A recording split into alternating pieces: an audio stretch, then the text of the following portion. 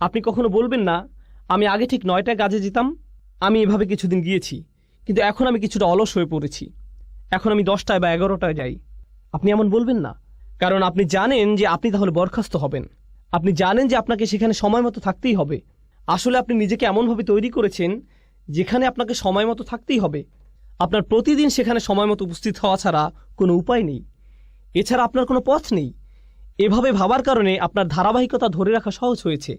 এখন আর এটা তেমন কোনো কঠিন বিষয় নয়, আপনাকে এটা করতেই হবে। এই নিয়ে দুইবার ভাবার প্রয়োজনও নেই। কেউ আপনাকে হয়তো বলল, ভাই তুমি এটা কিভাবে পারো? আমাকে এটা করতেই হবে। কিভাবে পারি জানি না, আমাকে শুধু এটা এভাবেই করতে হয়। আমরা যদি সত্যিকার অর্থে বিশ্বাস করি, যেভাবে আমরা বিশ্বাস করি যে আমরা যদি সময় মতো উপস্থিত হতে না পারি তাহলে আমরা চাকরি হারাবো, আমরা যদি সত্যি সত্যি বিশ্বাস করি আমরা একটা ক্ষতির দিকে এগিয়ে যাচ্ছি, আর এখানে এমন কিছু আচরণ আছে যা আমাদের মধ্যে আনতে হবে, যেমন নামাজে নিয়মিত হওয়া, উদাহরণস্বরূপ খারাপ কাজ থেকে বিরত থাকা। যদি আমরা সত্যিই বিশ্বাস করি যে আমাদের আচরণের পরিবর্তন না হয় তাহলে আমরা ক্ষতির মধ্যে পড়ে যাব, যেভাবে আমরা চাকরি হারাই। আপনি দেখবেন কোনো ইমিগ্রেশন অ্যাপয়েন্টমেন্টের জন্য মানুষ দেরি করে না, সেখানে মানুষ 2 ঘন্টা আগে গিয়ে বসে থাকে। তারা হয়তো আগের রাত থেকে প্রস্তুতি নিয়ে বসে থাকে, কারণ হয়তো সেখানে ভোরে 6টায় যেতে হবে, তাই হয়তো সে রাতে ঘুমাবেও না, সে আগে আগে যাবে, কারণ সে নিজেকে জানে সে যদি দেরি করে তাহলে সে ক্ষতির মধ্যে পড়ে যাবে। আমরা যদি সত্যিকার অর্থে বিশ্বাস করি যে এমন আচরণ আমাদেরকে ক্ষতির মধ্যে নিয়ে যাবে, তাহলে একটা দিন পরিবর্তন করা আসলে পুরো জীবনকে পরিবর্তন করাই খুব সহজ হয়ে যায়। মানুষের দেউলিয়া হয়ে যাবার প্রথম প্রমাণ কি? সময় নিজেই এর প্রমাণ। মানুষ সব সময় কোন জিনিসটি হারাচ্ছে? সময়, রাইট? এটা এমন একটা সম্পদ যা আমরা কখনোই ধরে রাখতে পারি না। আমরা কখনোই এই ঘন্টা, এই সময়, এই সেকেন্ড এগুলো ধরে রাখতে পারি না। এটা চলে যাচ্ছে, আর এটা এভাবে চলে যেতেই থাকবে। এটা এমন কিছু নয় যে আপনি সঞ্চয় করে রাখবেন, পরে প্রয়োজন মতো ব্যবহার করবেন। আর বলে রাখি, আমরা কিন্তু অনেক সময় ইতিমধ্যেই হারিয়ে ফেলেছি। আপনি আপনার জীবনের পেছনের দিকে তাকালে দেখতে পাবেন আপনার জীবনে অনেক সুযোগ ছিল যা আপনি কাজে লাগাননি। আপনি আপনার সময়কে সুন্দরভাবে কাজে লাগাতে পারতেন, কিন্তু আপনি লাগাননি। আপনার এই সুযোগ ছিল, সেই সুযোগ ছিল, কিন্তু আপনি পুরোপুরিভাবে আপনার সময়কে কাজে লাগাননি। সুতরাং সময়ের আফসোস আপনি ইতিমধ্যেই করেছেন, কিন্তু আপনার এই আফসোস থেকে শিক্ষা নিয়ে ভবিষ্যতে একে ভালোভাবে কাজে লাগানোর ব্যাপারে মনোযোগী হতে হবে। কিন্তু এখানে আল্লাহ দুটো জিনিসকে একসাথে জুড়ে দিয়েছেন। মানব জাতির ক্ষতির ব্যাপারটি যার সাথে জুড়ে আছে সেটা হলো সময়, যা অপরটির প্রমাণস্বরূপ। সূরা আসরকে বোঝার আরেকটি উপায় হলো, আমরা একটু পরে ইমাম শাফির মন্তব্য পড়ব। সূরা আসর দিয়ে বিভিন্ন জাতির প্রাণ বোঝানো হয়েছে। কোনো জাতির পুরো সময়কালকে উল্লেখ করে এটা। কোনো জাতির উত্থান পতন কিভাবে হয় আপনারা জানেন? কোনো জাতির উত্থান পতন কিভাবে হয় আপনারা জানেন? অতএব যখন আল্লাহ ওয়াল আসর শব্দটি ব্যবহার করেন, তিনি শুধু একটা দিনের সময় বোঝাননি, বা কোনো একজন মানুষের জীবনকেই নয়, বরং একটা জাতির পুরো সময়কে বুঝিয়েছেন। আর কোনো জাতির এই উত্থান পতনই হলো এর প্রমাণ যে মানুষ ক্ষতির মধ্যে নিমজ্জিত আছে। ইতিহাস নিজেই মানুষের ক্ষতিতে ডুবে থাকার একটা প্রমাণ। ওয়াল আসর ইন্নাল ইনসানা লাফি খুসর, এটা দিয়ে আল্লাহ এটিই বুঝিয়েছেন। আরও সামনে আগালে আমরা মুকসাম বিহি, মুকসাম আলাইহি এর আরও একটা উদাহরণ দেখতে পাই। এখানে শপথের বিধে হচ্ছে এর উদ্দেশ্যের একটা সাক্ষী। এটা কিছুটা ভিন্ন ব্যাপার। আমরা দুটি বিষয়ের কথা বলেছি। বিধে হলো উদ্দেশ্যের প্রমাণ, এটা একটা ব্যাপার। দ্বিতীয় বিষয় হচ্ছে বিধে হচ্ছে উদ্দেশ্যের একটা সাক্ষী। অন্যভাবে বলতে গেলে আল্লাহ উদ্দেশ্যের বিপরীতে একটা সাক্ষী নিয়ে আসলেন। সূরা আসরকে আমরা এভাবে বুঝতে পারি, আল্লাহ সময়কে কোনো কিছুর সাক্ষী হিসেবে এনেছেন। কিসের সাক্ষী হিসেবে এনেছেন? এটাই যে কোনো সন্দেহ ছাড়াই মানুষ ক্ষতির মধ্যে আছে। এর মানে কি? এর মানে সমগ্র মানবজাতি। মুফাসসিরদের সরাসরি মন্তব্য পড়লে এটা আরও পরিষ্কার হবে, কিন্তু এখন আমরা এটা সংক্ষেপে বুঝতে পারি। আমরা মানুষেরা বিভিন্ন বিষয়ের দিকে দৌড়াই। আমরা এমন বিষয়ের প্রতি দৌড়াই যাতে আমাদের জীবনের আসল উদ্দেশ্যই হারিয়ে যায়। এই সূরার আগের সূরাটিতে এই বিষয় আলোকপাত করা হয়েছে, আলহাকুম আত-তাকাসুর। এটা আপনাকে ভ্রষ্ট করে, মাত্রাতিরিক্ত চাওয়া, প্রয়োজনের অতিরিক্ত চাইতে থাকা। এটা আপনাকে আপনার আসল উদ্দেশ্য থেকে ভ্রষ্ট করে। বেশিরভাগ মানুষই ভুল জিনিসের পেছনে দৌড়াতে গিয়ে আসল উদ্দেশ্যের প্রতি উদাসীন। তারা ভুল জিনিসের দিকে ছুটছে। এখন আমরাই কি প্রথম মানুষ যারা সম্পদের পিছনে ছোটে, বা সুন্দর বাড়ির প্রতি ছোটে, অথবা সুন্দরী কোনো মেয়েকে বিয়ে করতে আগ্রহী, ইত্যাদি ইত্যাদি? যাই হোক, আমরাই কি প্রথম মানুষ যারা এসবের পেছনে ছুটছে, নাকি পূর্বের মানুষেরাও এসবের পেছনে ছুটেছে? তারাও ছুটেছে, তারা এগুলোকে সফলতা ভেবে এসবের পেছনে ছুটেছে। যখন তারা এগুলো পাবে তারা সফল হবে। আর আল্লাহ সময়কে সাক্ষী হিসেবে নির্ধারণ করেছেন যাতে আমরা দেখি পূর্ববর্তীরা এসবের পেছনে ছুটেছে আর ব্যর্থ হয়েছে। অন্যরা এসেছে, তারাও এসবের পিছনে ছুটেছে এবং ব্যর্থ হয়েছে। পরের লোকেরাও এসেছে এবং একই কাজ করেছে।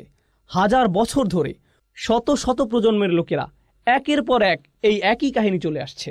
আল্লাহর এক অসাধারণ সৃষ্টি এইসব ঘটনা অবলোকন করছে। এটা একের পর এক এসবের সাক্ষী হয়েছে, আর আমাদের বেলায়ও এমনটা ঘটেছে। অন্যভাবে বললে মানবজাতির করুণ পরিণতির সাক্ষী হচ্ছে সময়। পরিশেষে আল আসর শব্দটির ব্যাপারে বলবো, আমরা এর ভাষাগত বিশ্লেষণে গেলে এটা আরও পরিষ্কার হবে, তবে আমরা এখনও এর সারাংশ পর্যালোচনা করছি। এর সারাংশের আরও একটি ব্যাখ্যা হলো, আসরের অন্যতম অর্থ হলো এমন সময় যা শেষ হয়ে যায় বা শেষের সময়। এমনকি আসরের নামাজও দিনের শেষাংশে পড়া হয়, তাই না? যখন সময় শেষ হয়ে যায়, আর ঐতিহাসিকভাবে বললে প্রাচীনকালে বিশেষ করে আরব সমাজে আসরকে ধরা হতো এমন সময় হিসেবে যখন ব্যবসায়ী বা পর্যটকরা খুব তাড়াহুড়া করত। যখন রাত নেমে আসতো তখন তারা অনেক বিপদের আশঙ্কা করত, হয়তো তারা তাদের সম্পদ হারিয়ে ফেলতে পারে এমন ভয় পেত। সুতরাং বেশিরভাগ হাসাল এবং বাসাল হতো আসরের সময়। সেটা ছিল সবচেয়ে ব্যস্ত এবং তাড়াহুড়ার সময়। এমনকি এটাও শপথ হিসেবে নেওয়া হয়েছে। আল্লাহ দিনের অন্যান্য সময় শপথ হিসেবে ব্যবহার করেছেন। তিনি বলেন, অসুবহি ইদা আসফার ওয়াল ফাজরি ওয়া লায়ালিন আশর ওয়াদ-দুহা। এগুলো দিনের বিভিন্ন সময়ের বর্ণনা। আল্লাহ দিনের ভিন্ন সময়ের বর্ণনা দিয়েছেন। তিনি দিনের বিভিন্ন সময়ের কসম করেছেন। এমনকি ওয়ান নাহারি ইদা তাজাল্লা, রাইট, দিনের বেলার বর্ণনা। কিন্তু আসরের বর্ণনার বিশেষত্ব হচ্ছে এটা এমন সময় যা দিয়ে তাড়াহুড়া করা বোঝায়। অন্যভাবে বলতে গেলে এই সূরার সামনের দিকে আমরা পড়ব, আল্লাহ আমাদেরকে যা করতে বলেছেন তা সম্পন্ন করার জন্য আমাদের অনেক সময় হাতে নেই। এটা একটা জরুরি অবস্থার মতো, যা করার তাড়াতাড়ি করতে হবে, কারণ আমরা আমাদের জীবনের ভোর পার করে এসেছি। আমাদের জীবনের সূর্যাস্তের সময় ঘনিয়ে আসছে। সুতরাং আমাদের যা করার এখনই করতে হবে। আমাদের সময় শেষ হয়ে যাচ্ছে, সময় ফুরিয়ে যাচ্ছে। এই ধারণাটি ছোট একটা শব্দ আল আসর দিয়ে বোঝানো হয়েছে। সুতরাং এই শপথের শেষ মাহাত্ম্য হচ্ছে এতে তাড়াতাড়ি করার কথা বলা হয়েছে। এখানে বেশ কজন আলেমের মধ্যে মুফতি মুহাম্মদ শফি অন্যতম, যিনি সূরা আসরের মানুষের যে ক্ষতির কথা চিত্রিত হয়েছে তার তুলনা করেছেন এমন একজনের সাথে যে বরফ বিক্রি করছে। প্রাচীনকালে তো ফ্রিজ ছিল না, তাই না? সুতরাং বরফ বিক্রেতার তো খুব বেশি সময় নেই, আর এটা দ্রুত গলে শেষ হয়ে যাচ্ছে। তাকে এই সময়ের মধ্যেই ক্রেতার কাছে পৌঁছাতে হবে এবং এগুলো বিক্রি করতে হবে।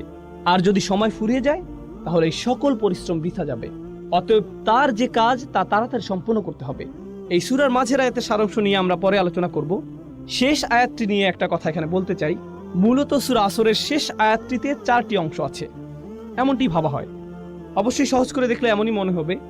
ইল্লাল্লাযীনা আমানু প্রথম অংশ, আমিলুস সলিহাত দ্বিতীয় অংশ, ওয়াতাওয়াসাউ বিল হক তৃতীয় অংশ, ওয়াতাওয়াসাউ বিস সবর চতুর্থ অংশ। তাহলে এখানে 4টি শর্ত রয়েছে।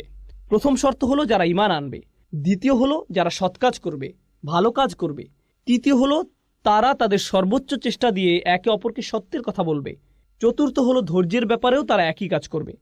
এগুলো হলো উল্লেখিত 4টি শর্ত। কিন্তু এর সারাংশ বোঝার জন্য আমরা এখন যে বিষয়টি বুঝবো তা হলো এই 4টি বিষয় হচ্ছে আসলে একটা বিষয়। এদেরকে দেখতে 4টি আলাদা বিষয় মনে হলেও এগুলো আসলে একটা বিষয়। এগুলো হলো লাজেম ও মালজুম। এগুলো আবশ্যিকভাবে একটা অপরটির সাথে যুক্ত। এগুলোকে আসলে আলাদা করা যায় না।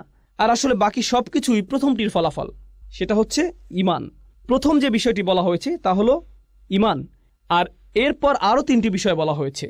আমরা এখানে শিখব যে যার সত্যিকার অর্থে ঈমান আছে তার সাথে বাকি 3টি বিষয় আবশ্যিকভাবে ঘটবে, অবশ্যই ঘটবে।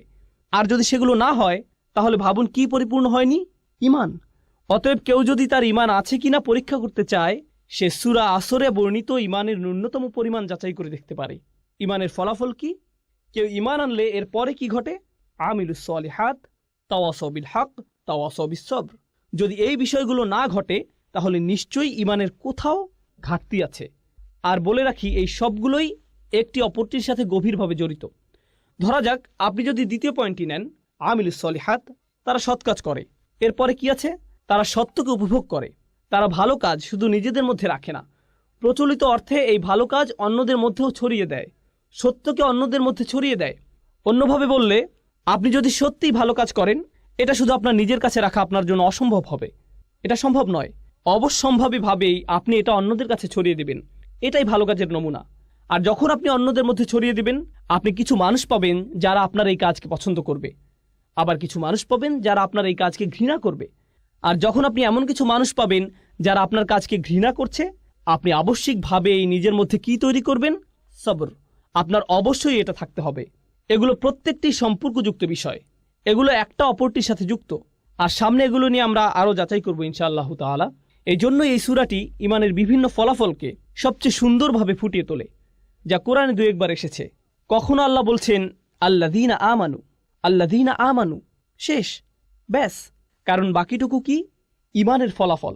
সুতরাং আপনি যদি ইমানকে ভালোভাবে বুঝতে পারেন তাহলে বাকিটুকু এমনিই বুঝে যাবেন। কখনো আল্লাহ একটু বাড়িয়ে বলেছেন আল্লাযীনা আমানু ওয়া আমিলুস সলিহাত, 2টি বিষয় বলা হয়েছে। কিন্তু এই সূরায় তিনি 2টি বিষয় বলেননি, তিনি 4টি বিষয় বলেছেন। আর আপনি যদি লক্ষ্য করেন এগুলোর মধ্যে শেষের 2টি কি? তাওয়াসাউ বিল হক, তাওয়াসাউ বিস সবর। এগুলো হলো মূলত কাজের বর্ণনা, এগুলো কাজ। সুতরাং আমিলুস সলিহাত একটা কাজ, তাওয়াসাউ বিল হক, তাওয়াসাউ বিস সবর, এই 2টি হলো আমল, আমালাইন, এই 2টিও কাজ। অন্যভাবে বললে আমরা এখানে জানতে পারলাম যে আল্লাহ 2টি কাজের প্রতি আলোকপাত করেছেন। আমি গতকালও এটা নিয়ে বলেছি, আল্লাহ এখানে এমন 2টি বিষয়ের প্রতি আলোকপাত করেছেন যা সাধারণত মানুষ এড়িয়ে যায়। যখন তারা ভালো কাজের চিন্তা করে, যখন তারা ভালো কাজ করতে চায়, এগুলো তারা সাধারণভাবে ভাবে না। তাই এখানে এই 2টি বিষয় পরিষ্কারভাবে বলে দেওয়া হয়েছে, যাতে মানুষ বুঝতে পারে যে এগুলো হচ্ছে ন্যূনতম। তাওয়াসাউ বিল হক, তাওয়াসাউ বিস সবর, এগুলো সাথে জুড়ে দেওয়া হয়েছে। আমরা প্রথমে ওয়াল আসর আয়াতটি নিয়ে শুরু করব। আমরা ইতিমধ্যে শপথ ও তার মাহাত্ম্য নিয়ে আলোচনা করেছি। তাহলে আমরা কিছু সাহাবী এবং সালাফদের মন্তব্য পড়তে চাই। আমরা ইবনে আব্বাস রাদিয়াল্লাহু তাআলা আনহুর মন্তব্য দিয়ে শুরু করব। তিনি বলেন, এটা যুগের প্রতি ইঙ্গিত করে, অর্থাৎ বিভিন্ন জাতির সময়কালকে এবং বিভিন্ন যুগ ও শতাব্দীর প্রতি, যা মানবজাতি পার করে এসেছে। অন্যভাবে বললে, যখন আমরা বলি মানুষ ক্ষতির মধ্যে থাকার প্রমাণ হিসেবে আল্লাহ মানবজাতির সমগ্র ইতিহাসকে দাঁড় করিয়েছেন, এমনকি আজ পর্যন্ত, এটাই ইবনে আব্বাস রাদিয়াল্লাহু তাআলা আনহু এক কথায় বলেছেন। ইবনু কিসান বলেছেন, আসর বলতে দিন ও রাত্রিকে বোঝানো হয়েছে। অন্যভাবে বললে, মানুষের রাত ও দিনের মধ্যে পার্থক্য অনুধাবন করে বোঝা উচিত যে সে ক্ষতির মধ্যে আছে। একজন মুসলিম যখন রাতের আধার দেখে এবং যখন সে দিনের আলো দেখে, সুবহানাল্লাহ। সুতরাং এটা বলা খুব সহজ যে দেখুন তারা কি বলছে, কিন্তু যখন তারা এটা বলছে এর অর্থ আসলে কি? কুরআন পড়ে আমরা কি বুঝলাম, আর দিন বা রাতকে আমরা কিভাবে দেখি, আর কিভাবে আমরা সময়কে দেখি, এগুলো প্রবাহমান বিষয়। মাঝে মাঝে আমরা সালাফদের বিভিন্ন তাফসির দেখি, 1 শব্দ বা 2 শব্দ। পুরো আয়াতের তাফসির বুঝতে পারবেন এই মানুষগুলো কতটা গভীর জ্ঞানের অধিকারী ছিলেন। তারা খুব অল্প কথায় অনেক কিছু বলে গিয়েছেন। এটা আমরা বললে অনেক কথার প্রয়োজন হয়, কিন্তু তারা খুব অল্প কথায় অনেক কিছু বলেছেন। তাদের ভাষা ছিল অলঙ্কারপূর্ণ। এরপর একইভাবে হাসান আল বাসরি বলেছেন, এটা দিনের শেষাংশ থেকে সূর্যাস্ত পর্যন্ত সময়কে বোঝানো হয়েছে। এখানে আসরের শুরু থেকে সূর্যাস্ত পর্যন্ত সময়কালকে বোঝানো হয়েছে, যা আমি আপনাদেরকে আগেই বলেছি যে প্রাচীনকালে এই সময় অনেক ব্যস্ততা এবং তাড়াহুড়া থাকত। এটা দিয়ে একটা যুগের পরিসমাপ্তিও বোঝানো হয়। মানে হচ্ছে এক একটা দিন এক একটা যুগের মতো, অতএব একটা যুগের শেষ। এটা দিয়ে মূলত বোঝানো হয় যে মানুষের জীবন মূলত মৃত্যুর কিনারায়। মানুষ তার জীবন শেষ হওয়ার কিনারায় দাঁড়িয়ে, ঠিক যেভাবে সূর্যের আলো নিভে যায় আর অন্ধকার নেমে আসে। আপনার এই দুনিয়াবী জীবনটাও শেষ হওয়ার পথে, আর আপনি মৃত্যুর দিকে এগিয়ে যাচ্ছেন। বিষয়টিকে এভাবে ভাবুন, তাহলেই আপনি নিজের মধ্যে ব্যস্ততা নিয়ে আসতে পারবেন। কাতাদা রাদিয়াল্লাহু তাআলা আনহু বলেন, এটা হলো দিনের শেষ ভাগ। দুজনেই মন্তব্য করেছেন যে এটা হলো আসরের নামাজ। আসর সম্পর্কে তাদের অভিমত হলো এটা হচ্ছে সালাতুল আসর। আর এটা মূলত তাফসির করার একটা পদ্ধতির আলোকে বলা হয়। সেটা হলো যখন আল্লাহ কোনো কিছু নিয়ে কসম করেন, তার অর্থ এটা অবশ্যই কোনো পবিত্র বিষয়। কসম করার কয়েকটি অর্থের মধ্যে এটা অন্যতম। এই পদ্ধতির আলোকে তারা বলেছেন আসরের নামাজ হলো পবিত্র। কিভাবে এটা পবিত্র? আল্লাহ বলেন, হাফিজু আলাস সালাওয়াত ওয়াস সালাতিল উস্তা, তোমরা নামাজকে সংরক্ষণ করো, বিশেষ করে মাঝের নামাজকে। আর মাঝের নামাজ কোনটা? আসরের নামাজ। অতএব আল্লাহ এখানে আসরের নামাজের জন্য বিশেষভাবে একটা পয়েন্ট বলেছেন। আসরের নামাজের ব্যাপারে কেন তিনি বলেছেন? কারণ সেই সমাজের সাথে মিলিয়ে বলেছেন। সেই সমাজে কখন তারা সবচেয়ে বেশি ব্যস্ত থাকত? আসরের সময়। তখনই মিটিং হতো, আসল কাজটা তখনই করা হতো। দোকানপাট তখনই সবচেয়ে ব্যস্ত থাকত। যখন দোকানপাট সবচেয়ে বেশি ব্যস্ত থাকে, তখন সেটা বন্ধ করে নামাজে দাঁড়ানো সবচেয়ে কঠিন হয়, তাই না? যখন কোনো গুরুত্বপূর্ণ মিটিং হয়, ঠিক তখনই আসরের সময়, যাতে তাদের দুনিয়াবী কাজ তারা বাদ দিয়ে নামাজে দাঁড়াতে পারে। তাই আল্লাহ এখানে কসম করে বলছেন যে যদি তারা এটা না করতে পারে, তারা চরম ক্ষতির মধ্যে পড়ে যাবে। সুবহানাল্লাহ। তারপরে আইসারাত তাফসিরে আমরা দেখি, এখানে বলা হয়েছে আদ-দাহরু কুল্লুহু, আসর দিয়ে পুরো সময়কে বোঝানো হয়েছে। আর শাব্দিক বিশ্লেষণে আমরা দেখতে পাই এতে আছে আদ-দাহর ও আল আসর। সূরা ইনসানে আল্লাহ বলছেন হাল আতা আলাল ইনসানি হিনুম মিনাদ দাহর, এখানে দাহর শব্দটি ব্যবহৃত হয়েছে, আর এই সূরায় আসর শব্দটি ব্যবহৃত হয়েছে। অতএব আমরা এই দুইটি শব্দের মধ্যে পার্থক্য বুঝতে পারলাম। যাই হোক, আইসার তাফসিরে সময়কে বা সময়ের কিছু অংশকে বোঝানো হয়েছে। এখানে সময়ের অংশ বলার কারণে কিছু কিছু মুফাসসির বলছেন আসর বলতে এখানে নবীজি সাল্লাল্লাহু আলাইহি সাল্লামের জীবনকালকে বোঝানো হয়েছে। তারা একে এভাবে ব্যাখ্যা করেছেন, কারণ কোরআনের অন্যান্য জায়গায় আল্লাহ নবীজির জীবনের শপথ করেছেন, লা উমরুকা, তিনি নবী সাল্লাল্লাহু আলাইহি সাল্লামের জীবনকালে শপথ করেছেন। তাই তারা এখান থেকে এই অর্থ নিয়েছেন যে যখন আল্লাহ বলেন ওয়াল আসর, তার অর্থ এটা দিয়ে নবীজি সাল্লাল্লাহু আলাইহি সাল্লামের জীবনকে বোঝানো হয়েছে। অন্যভাবে বললে শেষ নবীর জীবনকে পুরো মানব জাতির জন্য এমনভাবে পাঠানো হয়েছে, যদি তারা তাকে অনুসরণ না করে তবে তারা ক্ষতির মধ্যে পড়ে যাবে। এ দুটোর মিল বুঝতে পারছেন? কারণ এটা হচ্ছে এই পৃথিবীর সূর্যাস্তের সময়ের মতো, সূর্যাস্ত হওয়ার মতো ঘটনা। তিনি হচ্ছেন শেষ নবী। শেষ নবীর আগমন এই পৃথিবীর শেষ হওয়ার জন্য অনেক বড় একটা নিদর্শন, আর তার জীবনটাই মানুষের এই চরম ক্ষতির অনেক বড় একটা প্রমাণ। সুতরাং এভাবে তারা আল আসর শব্দটির ব্যাখ্যা করেছেন। এরপরে আল জুজাজি বলেন অর রব্বিল আসর।